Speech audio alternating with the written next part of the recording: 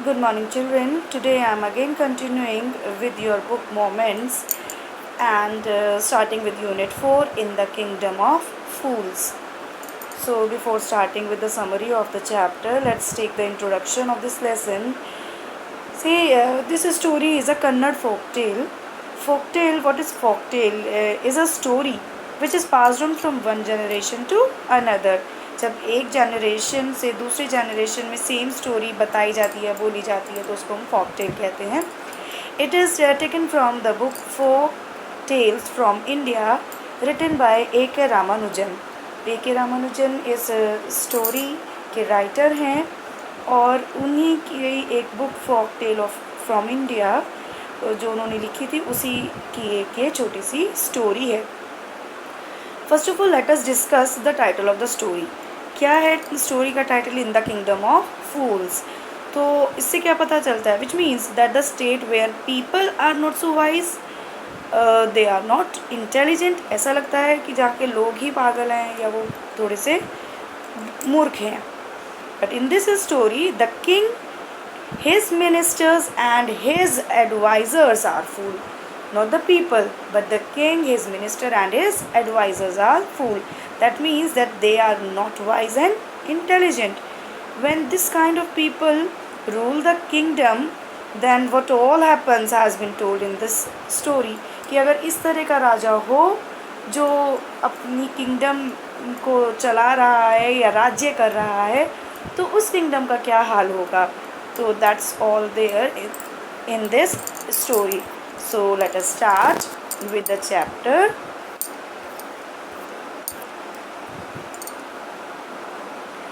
The kingdom of फूल्स.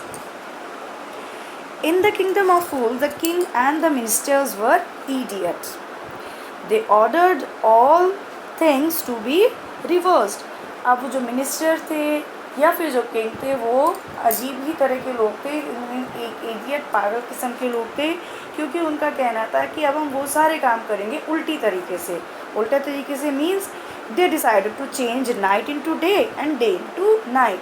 मतलब अब वो रात को दिन समझेंगे और दिन को रात समझेंगे. They ordered people to do days work in night and sleep in the day. उन्होंने कहा कि जो दिन का काम है वो रात को होगा और जो रात को सोने का काम होता था वो अब दिन में होगा. Anyone not obeying was to be punished with that. और अगर कोई उनकी बात ना माने, कोई आर्ग्यू करे, लाइक फार्मर्स को अपनी फार्मिंग करने के लिए तो डे लाइट चाहिए, इवन सनलाइट चाहिए. बट अगर कोई भी उनके साथ आर्ग्यू करता था तो उनका एक ही था और वो ऑर्डर कर देते थे सीधा पनिश करने के लिए for death. So people out of fear did as they were asked to do. तो डर के वजह से वो जो उनके राजा या उनके मिनिस्टर्स ने कहा वो उनको करना पड़ता था. This dilated the king and his minister. और ये चीज़ उनके मिनिस्टर को या वहाँ के जो राजा थे उनको बहुत अच्छा लगता था. तो one day what happened, a guru and his disciple arrived in the city. Guru and disciple means उनका चेला. तो गुरु और चेला उस सिटी में आए. They found everyone asleep during the day. तो जब उन्होंने देखा कि पूरे के पूरे किंगडम में, पूरे राज्य में बिल्कुल सुनसान है, सब कुछ शांत हो रहा है, इतना खूबसूरत राज्य है लेकिन सब कुछ शांत हो रहा है, तो उन्हें समझ नहीं आ रहा था ये सब कुछ क्या हो रहा है, सब लोग सो क्यों रहे हैं. No activity was observe. It amazed them. कुछ भी एक्टिविटी नहीं दिखाई दे रही थी, तो वो उनको बहुत ज़्यादा परेशान कर रही थी. दे वैंडर टिल इवनिंग. शाम तक वो इसी तरह से भटकते रहे लेकिन कोई एक भी इंसान उन्हें जगा हुआ नहीं मिला. Then the people walk up. जैसे ही शाम दिन ढलने लगा तो लोग जग गए. They started doing their nightly businesses. अब जैसे ही लोग जगे तो उठ के वो अपने काम पे लग गए सारे के सारे. Now the two were hungry. अब उन्हें भूख भी बहुत ज़्यादा लग रही थी. इतनी देर हो गई थी, सुबह से शाम हो गई थी, कोई दुकान नहीं खुली, भूख भी बहुत लग रही थी. तो they bought some food items. तो उन्होंने कुछ आइटम्स वहाँ से खरीदे. The price of everything was same, a single duddu. अब duddu is the currency and its name given in Kannada means 1 rupee. तो चाहे आप कुछ भी खरीदो उसका रेट 1 रुपी ही है. चाहे आप 1 किलो राइस लो या 1 बंच ऑफ बनाना खरीदो, बट रेट एक ही है, 1 duddu. This surprised and delighted them too. अब उनको ये अजीब भी लग रहा था पर बड़ा अच्छा हुआ, वाओ वेरी गुड, बहुत सस्ता है सब कुछ, चाहे कितना ही सामान खरीदो 1 ही रुपया देना है हर चीज़ का। द गुरु फिर लेकिन थोड़ी देर बाद, कुछ टाइम स्पेंड करने के बाद उस सिटी में, the guru realise that it was really a kingdom of fools. उनको लगा कि अरे ये तो सारी पागलों की ही राज्य है, यहाँ पे सारे के सारे फूल हैं कि कुछ भी खरीदो उसका 1 ही डड्डू देना है, तो ये बहुत अजीब लग रहा था। तो ये सब देखकर the guru decided to leave the city of fools. गुरु ने सोचा कि यहाँ रहना ठीक नहीं है, कभी ना कभी हम खतरे में भी पड़ सकते हैं, तो हमें यहाँ से चल देना चाहिए। He asked his disciple also to leave the place. उन्होंने अपने डिसाइपल से भी पूछा कि हमें यहाँ से ये जगह छोड़ देनी चाहिए। But the disciple didn't want to do so for cheap food. अब जो डिसाइपल था, मीन्स जो चेला था, उसको वो चीज़ बहुत अच्छा लग रहा था, वो तो एंजॉय कर रहा था। और सबसे अच्छी बात क्या थी, वहाँ का चीप फूड, खाना इतना सस्ता था कि उसको लगा कि यहीं पे रहना ज़्यादा अच्छा है। तो the guru advise the disciple that nothing could be predicted of fools. गुरु ने उसको एडवाइस भी दिया, कहा कि इन फूल्स, जो ये पागल लोग हैं, इनसे कुछ भी हो सकता है कि आप प्रेडिक्ट भी नहीं कर सकते इनके बारे में कि क्या कब क्या कर जाए, तो इसीलिए be ready for anything any time. But the disciple didn't care. उसने ध्यान नहीं दिया, अपने गुरु की बात को नहीं समझा, वो वहीं रह गया। He remain behind. Time passed on. The disciple ate to his fill. As the result he became very fat. अब जो डिसाइपल था, अब उसके पास मतलब पैसे ज़्यादा होने ही थे, लगना ही था कि चाहे वो कुछ भी खरीदे उसको 1 ही रुपया देना था। तो रिज़ल्ट ये हुआ कि वो खा खा कर बहुत ज़्यादा मोटा हो गया। ही became very fat. Now, one day what happened? An incident happened there in that kingdom. A thief broke into a rich merchant's house. He was taking out the stolen things. Just then the wall of the old house fell on his head. He was killed instantly. The brother of the thief complained to the king about his death. He blamed the owner of the house for his brother's death. अब हुआ एक दिन ऐसे कि एक thief, एक चोर, एक रिच मर्चेंट के घर में घुस गया। अमीर इंसान, पैसे वाले कारोबारी के घर में घुस गया और वहाँ से चीज़ें चुराने लगा। जब वो चीज़ें चुरा रहा था तो अचानक से, क्योंकि मकान बहुत पुराना था, तो उसकी एक वॉल टूटकर उसके ऊपर गिर गई और उस वॉल की उसके ऊपर गिरने की वजह से वो थीफ वहीं मर गया। जब थीफ मरा तो उसका जो ब्रदर था उसने ये ब्लेम किया कि मेरा जो भाई मरा है इस मकान मालिक, इस अमीर मर्चेंट के घर की वजह की दीवार की वजह से मरा है, तो इसको पनिश किया जाना चाहिए। इसीलिए वो कंप्लेन लेकर राजा के पास पहुंच गए कि उसके घर की वजह से वो मेरा भाई मरा, तो अब इस मर्चेंट को सज़ा मिलनी चाहिए। तो the king heard the accuse. He accuse him of killing the thief. अब ये नहीं सोचा राजा ने कि वो थीफ था, वो चोर था जो उसके घर में चोरी करने आया था, उल्टा वो मर्चेंट को ही कुछ डांटने लगा, बोलने लगा कि नहीं, you are the only one who is responsible for his death, तो तुम्हें ही सज़ा मिलनी चाहिए। But the owner said that he was innocent. उसने कहा अरे मैं तो बहुत इनोसेंट हूँ, मेरी तो कोई गलती है ही नहीं। He said the person who build the wall was responsible. उसने कहा राजा जी मेरी गलती कहाँ से हुई? ओ किंग, मेरी गलती तो है ही नहीं, बिकॉज जिसने ये वॉल बनाई उस बंदे को पकड़ा जाए, क्योंकि मेरी गलती इसमें नहीं है, वॉल मैंने थोड़ी ना बनाई है। He didn't make the good wall. The king decided to summon the bricklayer. अब जो किंग को लगा कि यस, इसकी बात में तो दम है, बाकी में उसने वॉल अच्छी नहीं बनाई इसीलिए उसके ऊपर वॉल गिर गई, तो चलो अब उस मिस्त्री को पकड़ा जाए जिसने ये वॉल बनाई है। Then the king asked the bricklayer if he had build the wall.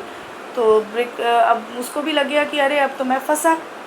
अब ब्रिकलेयर ने कहा कि अगर अब मुझे मैं कहूँ कि हाँ मैंने वॉल बनाई है और ये वॉल गिरी, तो ये तो मुझे ही सज़ा दे देंगे।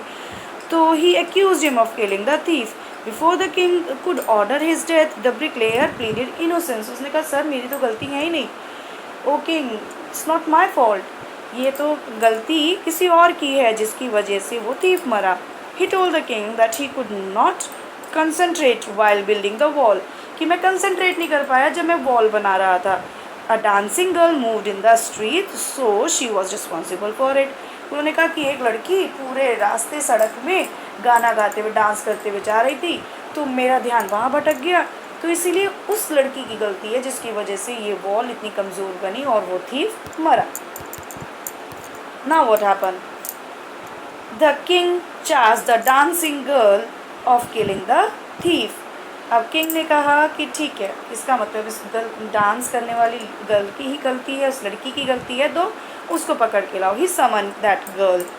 The dancing girl said that the goldsmith was responsible for it, she had given some gold to him. उसने कहा कि मेरी गलती भी नहीं है सर, अब गलती तो उस गोल्डस्मिथ की है, उस सुनार की है जिसके पास मैं अपना गोल्ड देकर आई थी।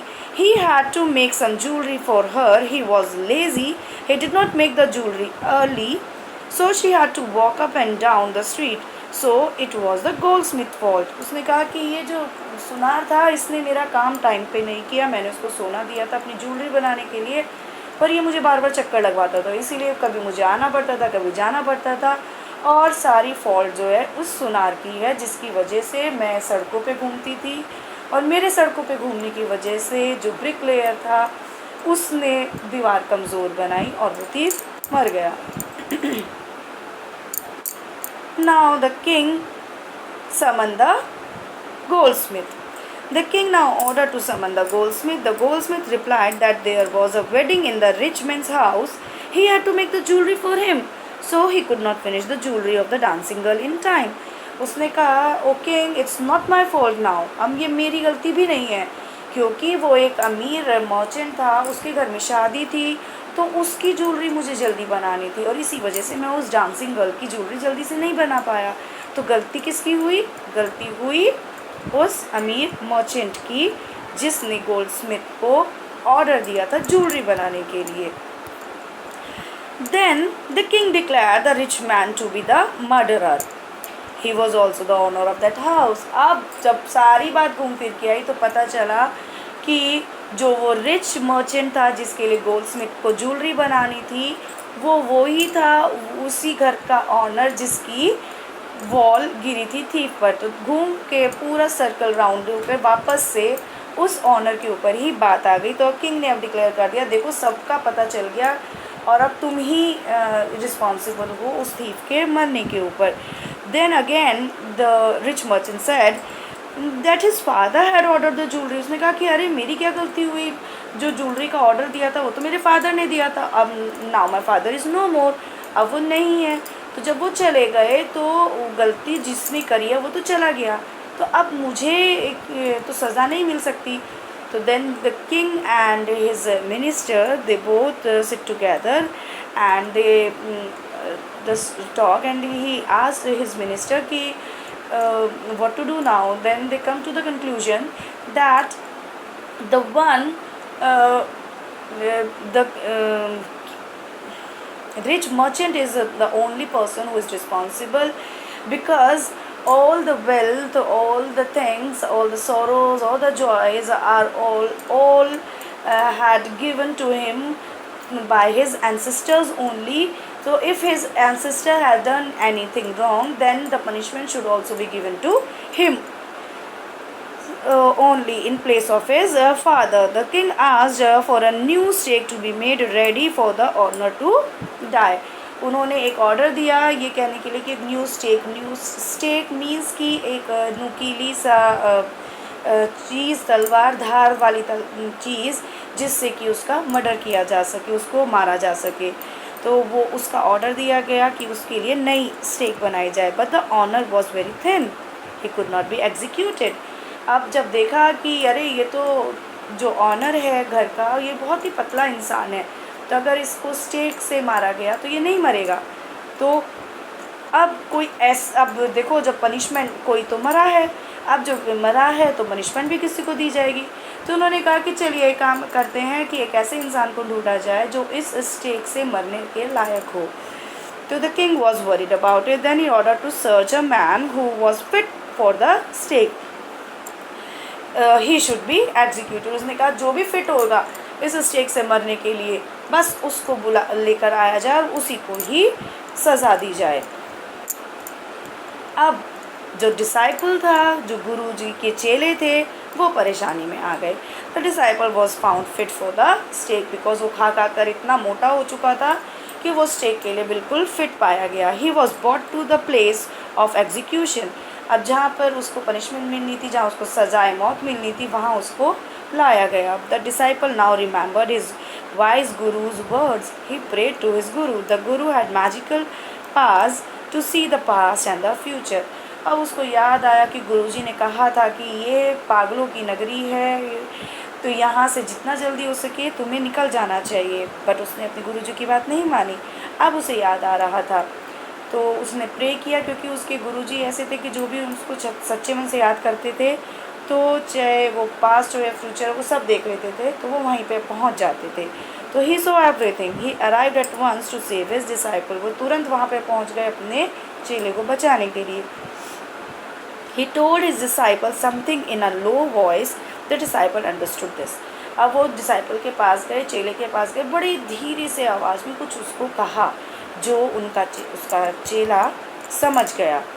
देन अब गुरु ने अपनी एक ट्रिक लगाई। The Guru and the disciple now started fighting. अब वो दोनों लड़ने लगे। अब ये क्यों लड़ रहे हैं? The guru wanted to die first. The king asked the guru why he wanted to die. गुरु ने कहा मैं पहले मरूंगा, चेला ने कहा नहीं पहले मैं मरूंगा। तो राजा बड़े हैरान। राजा ने कहा अरे गुरुजी आप क्यों मरना चाहते हैं पहले? तो the Guru told the king in his years that there city was unique, कि आपका जो शहर है, आपकी जो सिटी, आपके किंगडम बहुत ही अलग तरह की है। This was the stake of god of justice. ये जो स्टेक आपने बनवाई है, ये भगवान की स्टेक है जो न्याय करेगी। The stake was new, it was never use earlier on criminals, क्योंकि ये नई है बिल्कुल, और ये कभी भी किसी क्रिमिनल के ऊपर यूज़ नहीं हुई। Whoever died on it first would be born a king. Whoever died next would be born as a minister. उन्होंने कहा कि जो भी इसमें पहले मरेगा इस स्टेक से, वो अगले जन्म में राजा बनेगा, और जो दूसरा उसके बाद मरेगा वो अगले जन्म में उसका मिनिस्टर बनेगा। तो यही उनकी लड़ाई थी कि जो गुरुजी थे वो कह रहे थे कि पहले मैं मरूंगा, तो डिसाइपल ने कहा नहीं पहले मैं मरूंगा। अब राजा जो थे वो सोच में पड़ गए। The king thought over the whole case. He didn't want to lose the kingdom even in his next birth also. अब उनको ये लग रहा था कि अगर मैं अगले जन्म में राजा नहीं बन पाया तो कैसे होगा, मैं तो अगले जन्म में भी राजा ही बनना चाहता हूँ। तो वो अपना राज्य नहीं छोड़ सकते थे। So he talk to his minister. उन्होंने अपने मिनिस्टर से भी बात करी। The king said that they would go on stake themselves, thus they would be reborn as king and minister again. उन्होंने कहा कि अरे ऐसा करते हैं कि हम खुद ही मर जाते हैं, पहले मैं मरूंगा, मैं राजा बनूंगा, और उसके बाद तुम मर जाना, तुम मेरे मिनिस्टर बन जाओगे। The king and minister went secretly to the prison. वो बड़े ही सीक्रेटली प्रिजन के अंदर गए। They release the Guru and the disciple. They put themselves in their places, so they were taken to the stake and executed. किसी को पता नहीं चला। रात में वो चुपचाप प्रिजन में गए और वहाँ से गुरु और चेला दोनों को रिलीज़ करके और खुद उनकी जगह पे जाके बैठ गए। सुबह का समय आया और उस स्टेक से उन दोनों को एग्जीक्यूट कर दिया गया, उनको पनिशमेंट दे दी गई। Now the dead bodies of the king and the minister were taken down. और जब वो मर गए तो उनकी डेड बॉडीज़ को नीचे उतारा गया। The people mourn their death. जो लोग थे वो देखा, अरे ये तो राजा है और वो उसका मिनिस्टर है, ये कैसे मर गए? तो लोगों को बहुत ही ये समझ नहीं आ रहा था, खुश हुए या निराश हुए या क्या हुए, वो उसके लिए they mourn their death. They discuss the future of the kingdom. अब उन्होंने सोचा कि अब हमारे किंगडम का फ्यूचर होगा कैसा, ना राजा है ना मिनिस्टर है, अब होगा क्या? Suddenly some people thought of the Guru and the disciple. तुरंत से कुछ लोगों ने सोचा राजा जो गुरु थे उनके बारे में और उनके चेला के बारे में। दे वर सीक्रेटली लिविंग द सिटी। वो चुपचाप उस शहर से वापस जा रहे थे कि अब हमें यहाँ पे एक मिनट भी रुकना नहीं है। People saw them, they requested them to be their new king and the minister. लोगों ने उनको जाते हुए देखा तो उन्होंने उनको रोक लिया। उन्होंने कहा, गुरु से रिक्वेस्ट करी कि प्लीज़ आप हमारे शहर को बचाइए, हमारे किंगडम के राजा बन जाइए और जो आपके डिसाइपल हैं वो उनके मिनिस्टर बन जाएंगे। बड़ी मुश्किल से जो गुरु और चेला थे वो माने, बट उन्होंने एक शर्त रखी. He put one condition, it was to change all the old laws. So they change the law. उन्होंने कहा जितने भी पुराने लॉज बने हुए थे वो सब टूटेंगे और वो सब बदले जाएंगे, तभी हम यहाँ पे रुकेंगे. And so they did. उन्होंने सारे के सारे लॉज चेंज करे और वहाँ की जो प्रजा थी वो भी बहुत खुश हुई अपने नए किंग और मिनिस्टर को पाकर. तो I think children you must have understood this explanation. If you have any query, you can ask me, you can text me also, or comment in the comment box. Thank you. Have a nice day.